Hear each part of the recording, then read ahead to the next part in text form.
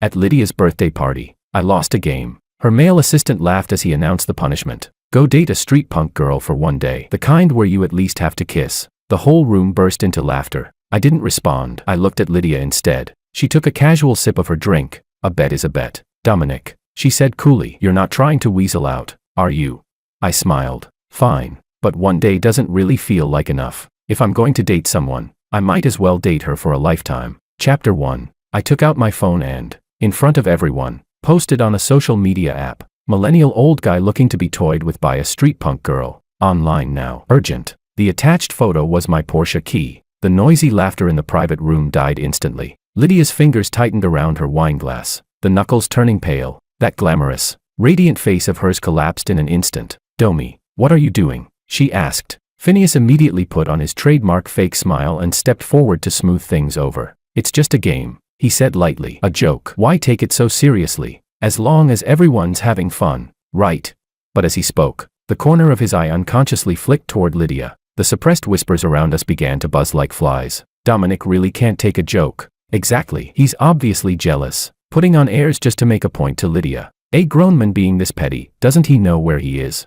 Probably because President Lin has been getting close to Phineas lately. He can't handle it. He brought this on himself. President Lin hates people who blur personal and professional boundaries. I listened to these shameless comments and sneered inwardly. They had no idea that today wasn't just Lydia Lin's birthday. It was also the 5th anniversary of the day we met. And next month, on the 1st, was the wedding date we had already set. Phineas and Lydia were high school classmates. 3 months ago, after he returned to the country, Lydia personally recruited him into the company under the excuse that the company needs fresh blood. Ever since he became her male assistant, my relationship with Lydia had slowly gone sour. Phineas was extremely good at ingratiating himself. On his first day at work, he brought coffee for the entire office and greeted everyone enthusiastically. He always appeared at exactly the right moment when Lydia needed something, handing her the precise document she was looking for, voicing the exact opinion she wanted to hear. He had a sweet tongue and knew how to flatter people, winning over Lydia's colleagues and close friends alike. Compared to him, I, cold by nature and bad at socializing, stood out as awkward and out of place. On the surface, he always called me Brother Domi, respectful and humble, but the smile never reached his eyes. He would casually bring up anecdotes from his and Lydia's school days. When Lydia was overwhelmed with work, he'd use nostalgic topics to help her relax. Then he'd throw me a look that seemed apologetic but was actually provocative. Lydia's attitude toward me shifted as well, from normal at first, to a gaze tinged with comparison. She would beam over some trivial joke from Phineas, yet brush off the dinner reservations I had carefully planned. She listened patiently to Phineas's blatantly exaggerated flattery, but when I tried to talk about our future, she cut me off with, I'm too tired from work. Just like now, facing my actions, Lydia only looked at me coldly. The love that once filled her eyes had been replaced by impatience, and even disgust. Dominic, she finally said, delete the post. Don't embarrass yourself here. Phineas immediately echoed her words. Yeah, Brother Domi. Hurry up and delete it. It's President Lin's birthday today, don't ruin the mood. He reached out to pat my shoulder, but I sidestepped him. I looked straight at Lydia. I'm embarrassing myself. Didn't you tell me to accept the loss like a man? Phineas's expression flickered. He quickly forced a smile. Brother Domi, I was just saying it offhand, joking around. Why are you taking it so seriously? A joke. I cut him off. Some jokes, if you keep telling them long enough, turn into reality. Just like some people, after pretending for long enough, start to believe they're actually someone important. Chapter 2. The implication in my words was obvious. Phineas's smile froze completely, a trace of malice flashing through his eyes. The murmurs around us grew louder, tinged with the thrill of people eager to watch a scene unfold. Damn, this is getting ugly. Did Dominic take gunpowder today or something? He's probably been holding it in for too long, but stirring things up like this, he's just pushing President Lin away. Lydia Lin took a deep breath, clearly suppressing her anger. Dominic, she said, I'll say this one last time. Delete the post. Then apologized to Phineas. With a cold laugh, I picked up my phone and, under everyone's gaze, added another line beneath the post. Note, not a joke. Sincerely looking in it for a lifetime. Then I turned the screen toward them. I clearly saw Lydia's pupils shrink violently, her expression shifting from dark to ashen. I accept that I lost the game. I accept the punishment. As for apologizing, my gaze swept past the diamond ring on Lydia's ring finger, the one I had saved a full year's salary to buy. Back when she first put it on, she had smiled so happily. I refuse. Sensing the tension, others hurried forward to smooth things over. Lydia's chest rose and fell. She shot me a vicious glare before finally forcing her anger down. no longer mentioning deleting the post or demanding an apology. When it came time to cut the cake, the atmosphere became especially delicate. Lydia picked up the knife and scanned the crowd, deliberately avoiding me. Who stood closest? Phineas. Come help me. Phineas immediately stepped forward. My honor. President Lin. He stood beside Lydia Lin, shoulder to shoulder, the two of them gripping the cake knife together. Their movements were intimate, their faces nearly touching. Applause and teasing cheers erupted around them. I stood there, watching coldly, like an outsider observing someone else's story. After Lydia made her wish and blew out the candles, Phineas took a small velvet box from his pocket. He opened it. Inside was a platinum bracelet encrusted with tiny diamonds. Lily, happy birthday. He deliberately used the intimate nickname. His voice wasn't loud, but it carried clearly to everyone nearby. I ordered this bracelet in France last month. I hope you like it. A radiant smile bloomed instantly on Lydia's face. Phineas, you put so much thought into this. As long as it's from you, I love it. She directly slipped off the translucent emerald green jade bangle from her wrist and casually placed it on the nearby table. The motion was as careless as discarding an unnecessary object. That bangle had been personally handed to her by my mother before she passed away, our family's heirloom, meant for the future daughter-in-law. Come on, help me put it on. Lydia extended her wrist toward Phineas, her tone carrying a hint of coquettish softness. Phineas carefully took out the sparkling bracelet and gently fastened it around Lydia's slender wrist. His fingertips brushed her skin ever so lightly. They exchanged a smile. Wow, it's gorgeous. It's so sparkly, such a unique design. Yeah, way prettier than that old-fashioned bangle just now. Exactly, this one actually matches President Lin's vibe and wrist. Assistant Phineas has such great taste, so thoughtful.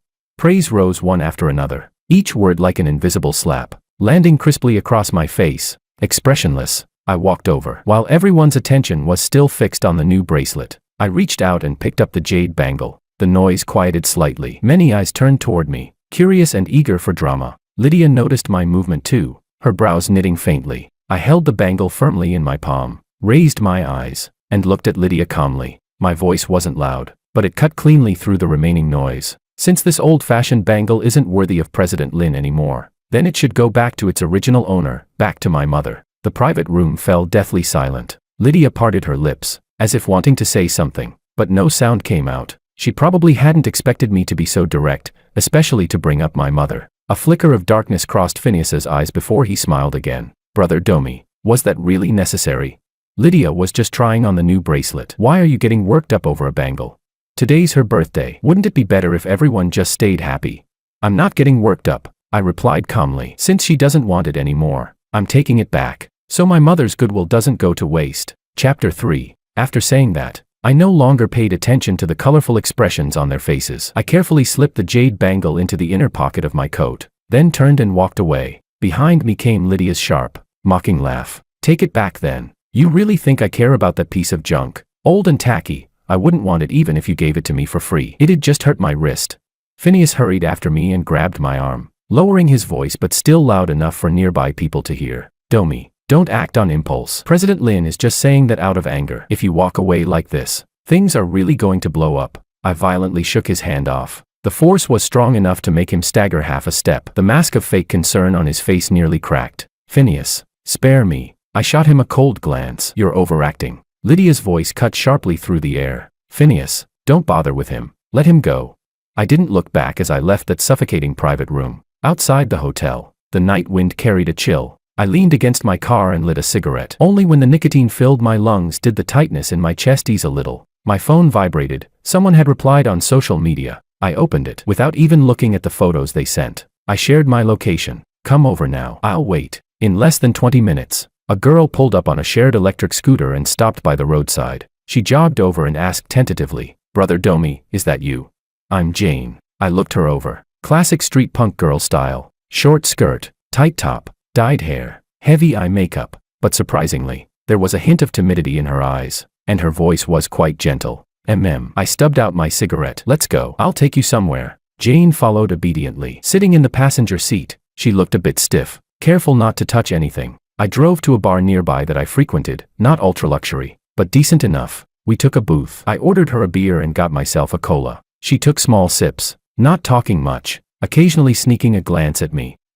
She had just started to speak when a familiar wave of noisy voices came from the entrance. I looked up and sneered inwardly, persistent as a bad smell. Lydia, Phineas, and the whole group from the private room filed in grandly. Phineas was leaning close to Lydia's ear, whispering something that finally coaxed a smile onto her face. They soon spotted me, and Jane sitting beside me. Lydia's steps halted. The smile on her face froze instantly, then slowly sank away. Her gaze was like a blade dipped in ice, slashing at me before landing on Jane. A flash of excitement crossed Phineas's eyes, vanishing just as quickly as he switched to perfectly timed surprise and concern. Well, if it isn't Domi. His voice wasn't loud, but it carried far enough for nearby booths to hear. So fast, you already got yourself hooked up with a street punk girl. He deliberately stressed the word hooked up, drawing a wave of snickers from the people behind him. His gaze swept over the girl across from me like he was appraising merchandise, a sneer curling at his lips. Seriously, Domi, even if you're mad at President Lin, there's no need to degrade yourself like this, right?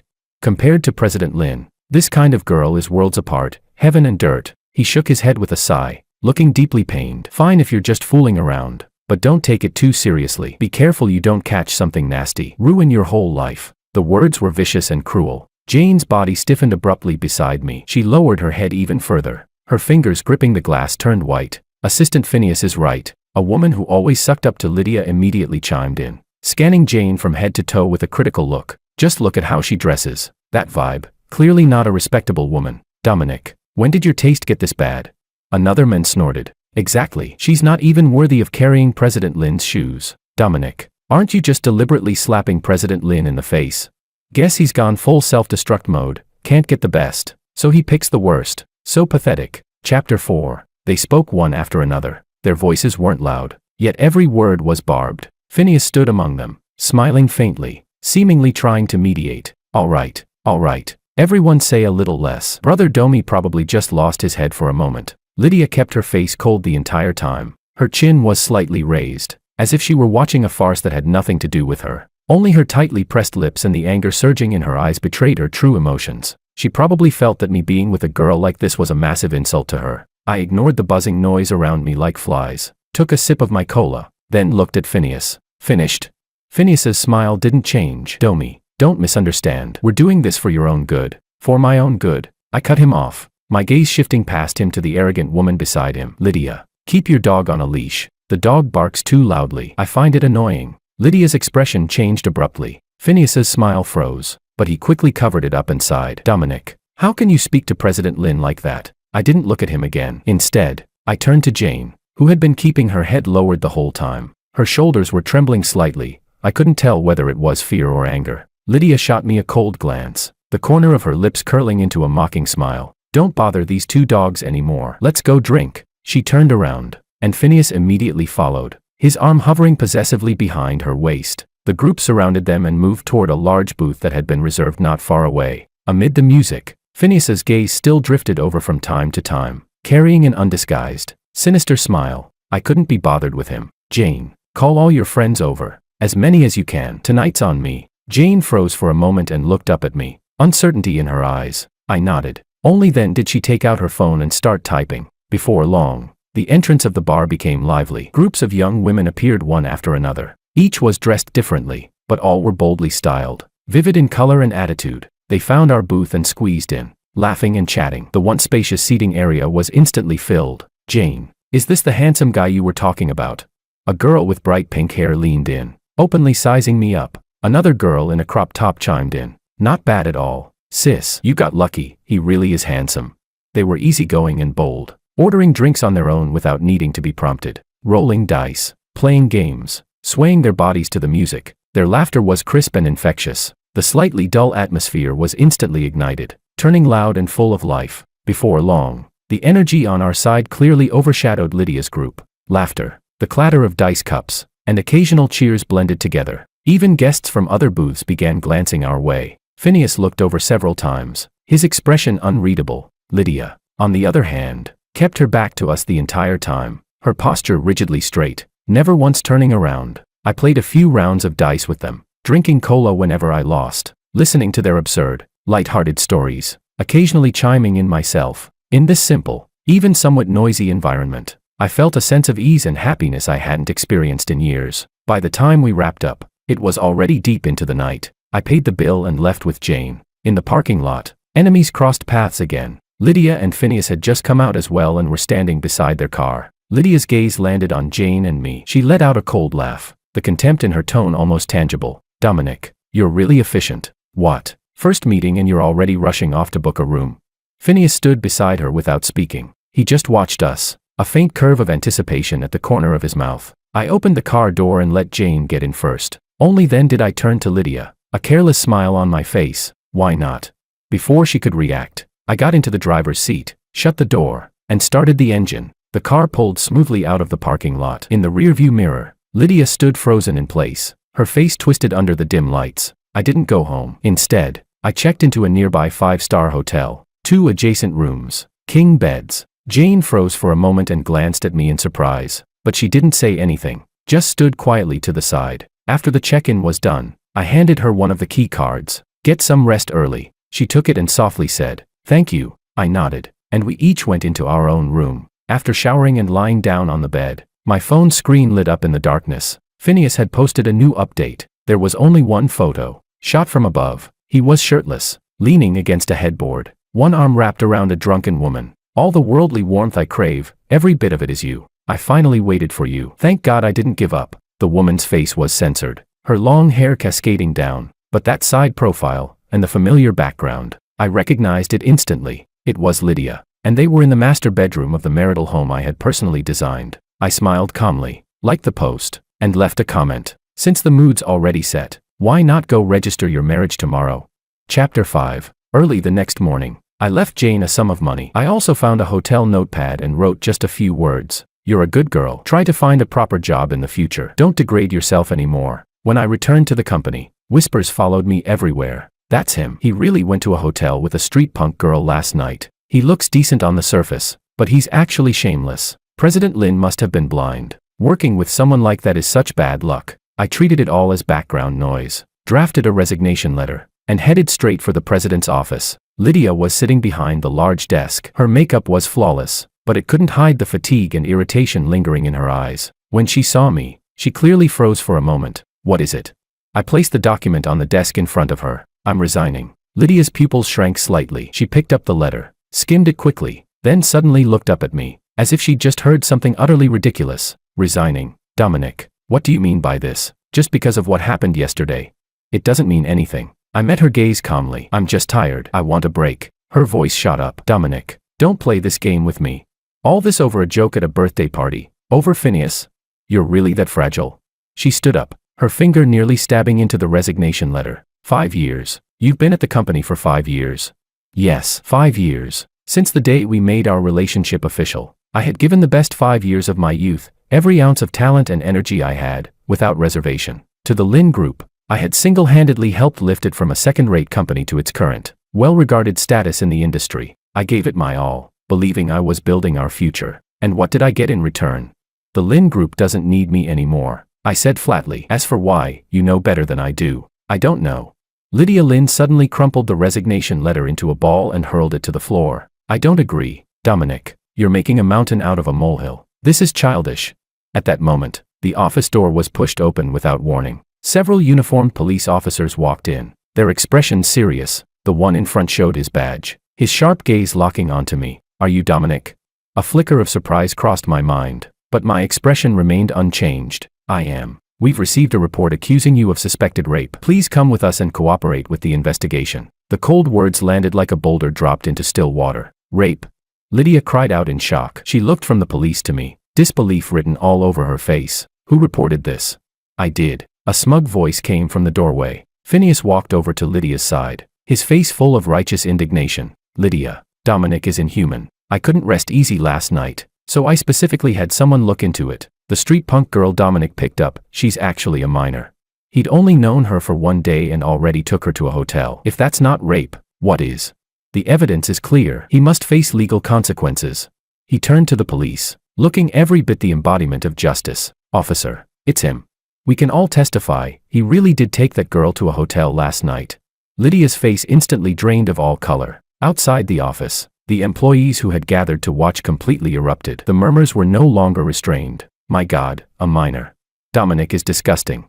No wonder the police showed up. This time, he's completely finished. Chapter 6. I looked at the ugliness on Phineas's face, at the blank shock that had overtaken Lydia's expression. and at the surrounding gazes, some stunned, some openly contemptuous. Suddenly, I laughed. In the deathly silence, under countless eyes, that laughter sounded especially jarring. I didn't look at Phineas. Instead, I turned my gaze back to Lydia and spoke slowly, word by word. Lydia, do you see it clearly now?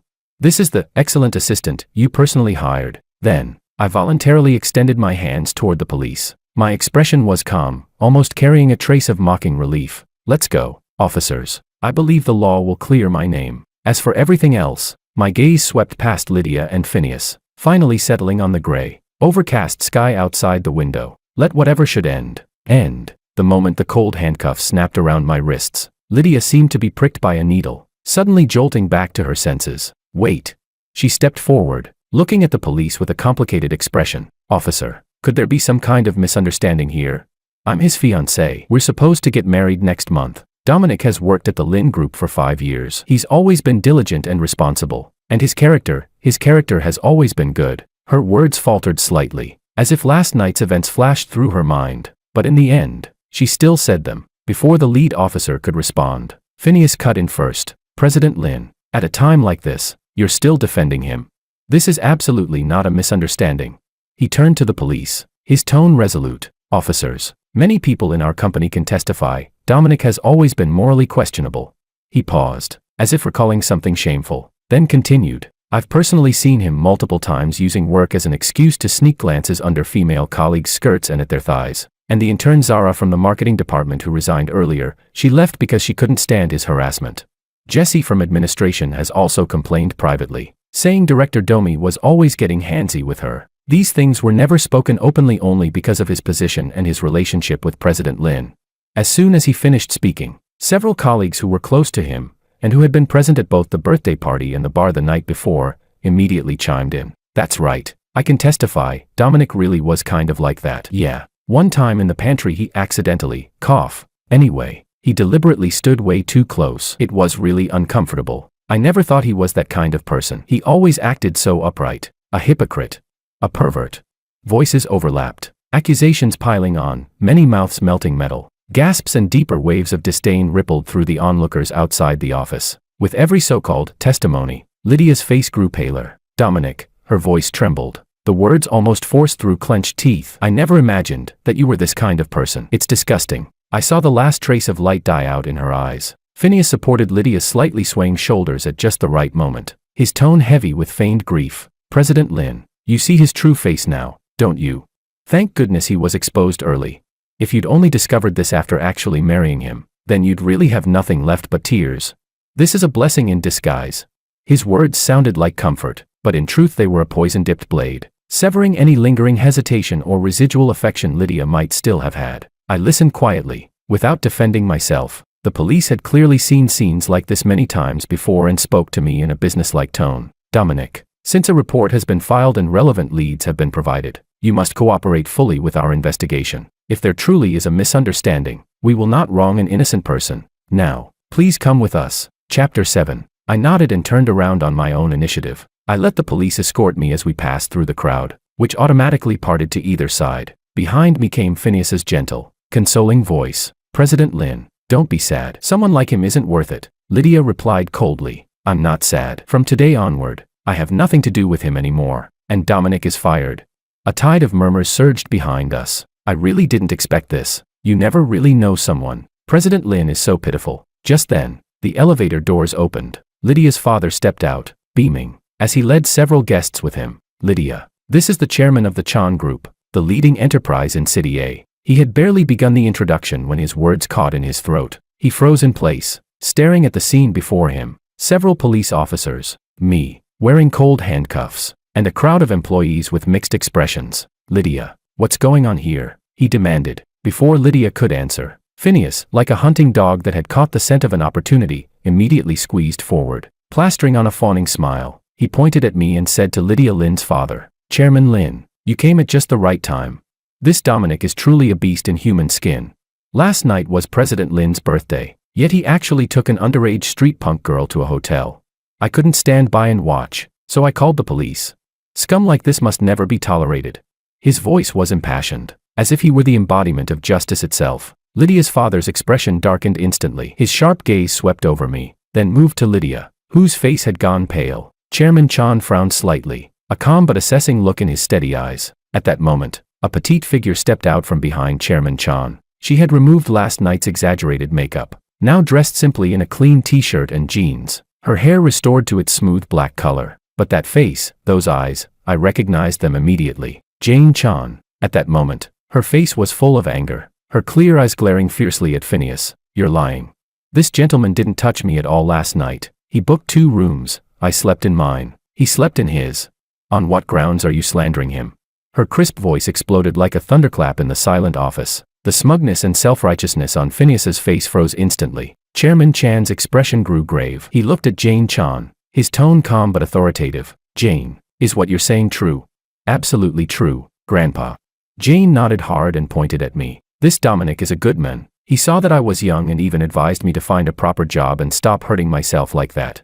He even left me money so I could live properly. He's nothing like what that bad man said.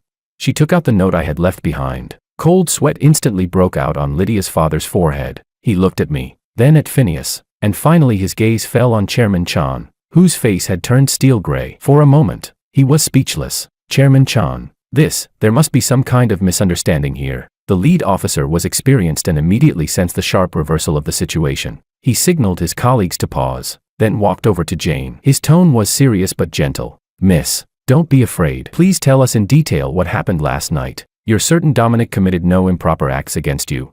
You slept in separate rooms?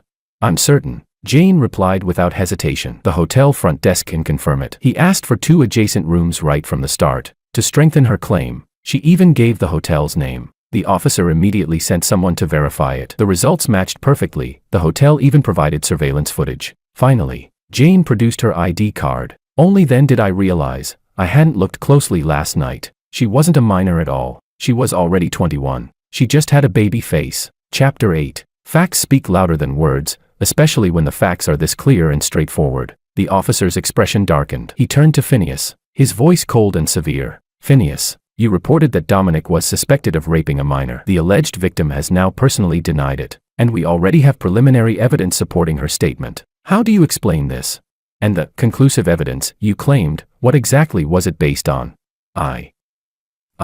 Phineas's lips trembled. His eyes darted around in panic, until he finally looked toward Lydia for help. At that moment, Lydia's expression was impossibly complicated. Shock, confusion, shame, and the fury of being deceived all tangled across her face. Assistant Phineas, Lydia's father spoke, his voice heavy with restrained anger. He could no longer allow this farce to offend the Chan family. What is going on here exactly? Speak.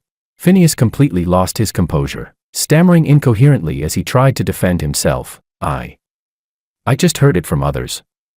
I thought it was true.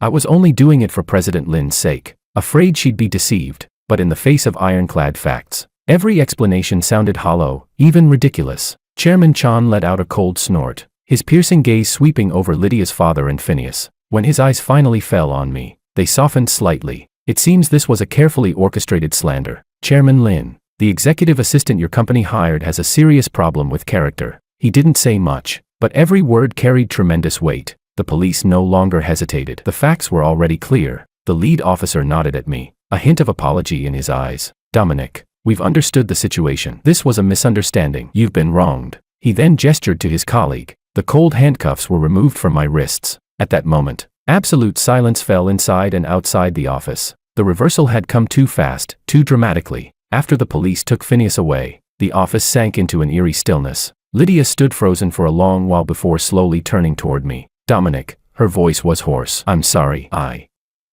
was deceived by Phineas. I misunderstood you. I didn't speak. I just looked at her. My silence seemed to stab her. She stepped closer, her tone growing urgent. I really didn't know he would do something like this. I didn't know Jane was Chairman Chan's granddaughter. What else didn't you know? I cut her off. That Phineas would file a false police report. Or that he would incite colleagues to smear me and turn everyone against me. The few people who had spoken earlier immediately shrank back, cold sweat breaking out on their foreheads. I continued calmly. Let me ask you, if the girl last night had just been an ordinary person, with no Chan family backing her, would you still be standing here today, saying sorry to me? Lydia's face turned deathly pale. She had no answer. Dominic, now that the truth is out, Can't you forgive Lydia? Lydia's father finally couldn't stand it anymore. He frowned, trying to smooth things over. She was misled. Deep down, she must have believed in you. You've been together for so many years, and you're supposed to get married next month. Is it really necessary to cling to such a small matter? Be more generous. A small matter? I laughed, unlocked my phone, and turned the screen toward them. Chairman Lin, please take a look at this first. Then tell me, can this marriage still happen? On the screen was Phineas's social media post from last night. Lydia's pupils contracted violently. All the color drained from her face, even her lips went pale. This is. Lydia's father saw it too. The words stuck in his throat, his old face flushing red, then white. Chairman Chan, who had been watching coldly from the sidelines, suddenly let out a short laugh. It wasn't loud, but it struck clearly into everyone's heart. Chairman Lin, it seems your daughter and that assistant Phineas are truly birds of a feather. Their acting skills are both quite impressive. He paused, then spoke decisively. In that case, all cooperation plans we previously discussed are hereby cancelled. Goodbye. Chairman Chan, please wait. Only then did Lydia's father truly panic. He no longer cared about saving face and hurried after him. This is all a misunderstanding. Phineas, that despicable man, caused all of this. My daughter is young and ignorant. Please give us another chance. Chairman Chan didn't stop. He left only a cold, indifferent back view. Jane, however, didn't follow immediately. She walked over to me, looked up, her eyes sparkling. Dominic, this place is filthy and suffocating. Do you want to leave with us? I looked into the girl's clear, sincere eyes and smiled. All right, let's go together. Chapter 9. I didn't look at Lydia Lin again, nor did I pay any attention to the hesitation in her father's voice behind me, as if he wanted to say something but couldn't. I turned and left side by side with Jane Chan. As we walked out of the Lin Corporation building, the sunlight was a bit dazzling. Chairman Chan stopped, turned back, and looked at me. There was scrutiny in his gaze, and also appreciation. Dominic, what are your plans next? I answered honestly. I haven't thought about it yet. I'll rest for a while first. Grandpa. Jane tugged at Chairman Chan's sleeve. Dominic is very capable, and he's a good person. Our company is short of talent, isn't it? Chairman Chan shot her a look, but it wasn't a harsh one. Then he turned to me. That child Jane Chan has been spoiled by her parents, but she's not wrong. I've looked into you. Over the past few years, Lin Corporation's rapid rise owes a great deal to you. If you're interested, the doors of Chan Group are open to you. Pick any position you like. Salary at the highest standard. The invitation came suddenly, yet it also made sense. I bowed slightly. Thank you, Chairman Chan, for your kindness. I'll give it serious consideration. No rush. Take your time. Chairman Chan nodded, then glanced again at the Lin Corporation building. Some places really don't deserve true talent. My phone vibrated. It was Lydia calling. Urgent. I didn't answer. I blocked the number directly. A month later, Jane Chan and I returned from abroad. When the plane landed, she was still reluctant to end the trip, pulling me along and saying that next time we should go to Iceland to see the aurora. I nodded and said yes. The day after returning home, I reported to work at Chan Group. Chairman Chan arranged for me to be director of the Strategic Development Department, reporting directly to him. The office was larger than the one I had at Lin Corporation, with a broader view, but what I valued more was the clean atmosphere here. In my first week at work, Lydia came looking for me 3 times. I had security keep her out. The work at Chan Group was busier than I had imagined. Chairman Chan gave me a great deal of authority, and I quickly proved my worth. Within 1 quarter, every project I handled exceeded its targets. The veteran board members who had initially complained about me being parachuted in gradually fell silent. Jane often came to the company to have meals with her grandfather, and she would also stop by my office to sit for a while. She no longer dyed her hair in flashy colors. With a simple ponytail, a t-shirt, and jeans, she looked just like an ordinary college student. Only the occasional flash of cunning in her eyes still carried a hint of her former street punk girl persona. One night when I was working overtime late, she brought me a midnight snack. I put down my documents and casually asked, "How's your graduation thesis coming along?" "Passed with excellence." She looked a little smug. My advisor said my social research was very valuable. I smiled, like pretending to be a street punk girl and finding random men on social apps.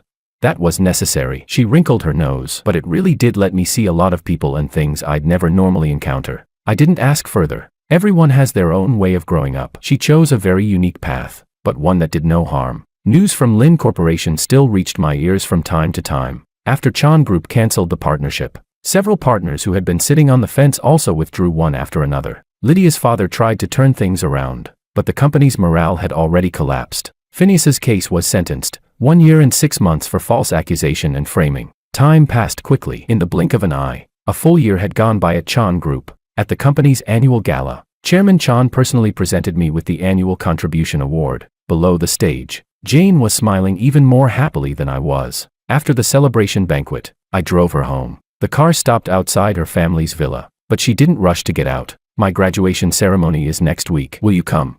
Of course. She fell silent for a moment, then said, my grandpa said that if you attend my graduation ceremony, it would be best if you do so as my fiancé. I turned my head to look at her. The streetlight shone through the car window, falling on her serious face. All right, I nodded. Her eyes lit up instantly. She leaned over and quickly kissed me on the cheek, then pulled open the car door and ran off. A few days later, there was a business reception I hadn't planned to attend, but the host was a longtime partner of the Chan Group, and Chairman Chan asked me to show up on behalf of the company. I didn't expect to run into Lydia there. She had lost a lot of weight, wearing an out-of-season evening dress, standing alone in a corner. When she saw me, she immediately walked over. Dominic, I was wrong. Tears streamed down her face. Phineas, and everything before that, it was all my fault. I shouldn't have treated you that way. I said nothing. Lin Corporation can barely hold on anymore. She wiped her tears away. My dad is sick. I'm the one propping the company up now. A lot of senior employees have left, and the remaining projects also. I interrupted calmly. May I ask what any of this has to do with me? She suddenly grabbed my wrist. Dominic, can we start over, please? I know you still love me, just like I still love you. We had 5 whole years together. I gently pulled my hand back. Next month, Jane and I are getting married. She froze where she stood, her face turning deathly pale. Jane, that street punk girl. You're marrying someone like that just to get back at me. She is my fiancée. I cut her off. Please show some respect. Lydia's lips trembled as tears kept falling. She looked at me for a long time, and finally understood that there was no turning back. In the end, she staggered away, her figure disappearing into the crowd. At some point, Jane appeared beside me and handed me a glass of champagne. Feeling sorry for her, I took the glass and clinked it against hers. Do you know what I once promised her? What? To find a street punk girl to fall in love with, and love for a lifetime. She laughed, her eyes curving into crescents. A lifetime is very long, Dominic. I know. Jane,